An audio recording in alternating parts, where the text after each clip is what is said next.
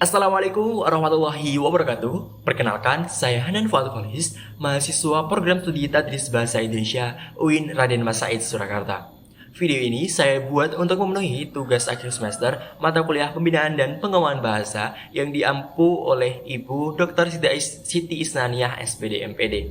Pada kesempatan kali ini, perkenankan saya untuk membahas terkait kesalahan penggunaan bahasa Indonesia di ruang publik. Apa saja kesalahannya?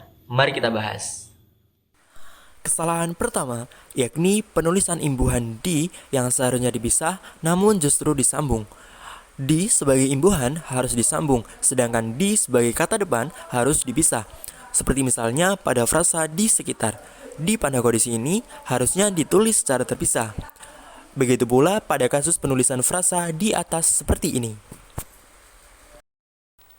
Kesalahan kedua yakni pada penulisan kata praktik.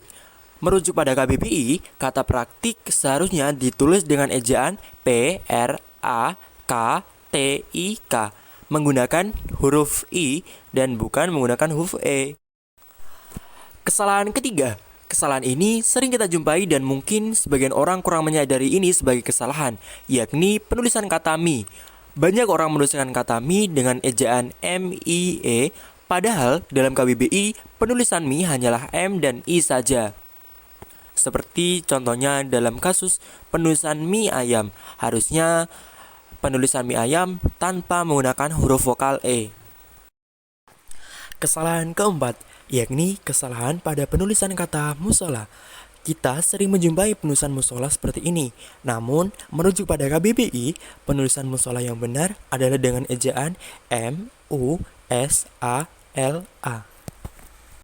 Kesalahan kelima, yakni kesalahan pada penulisan kata antre. Dalam KBBI, penulisan kata yang baku adalah antre dengan memakai huruf vokal E pada akhir kata, bukan memakai huruf vokal I.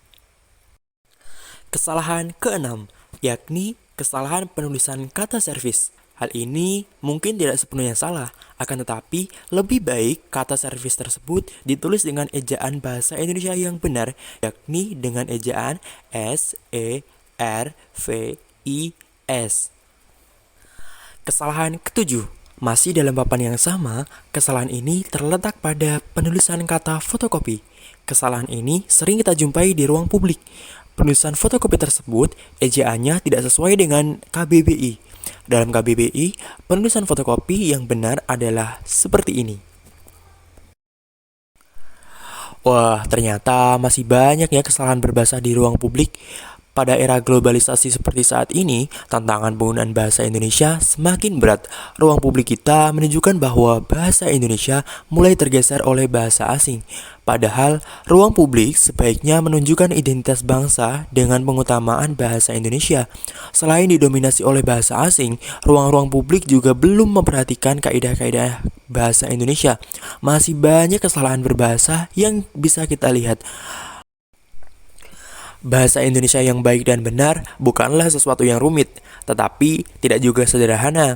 Pengutamaan bahasa Indonesia juga tidak kalah pentingnya.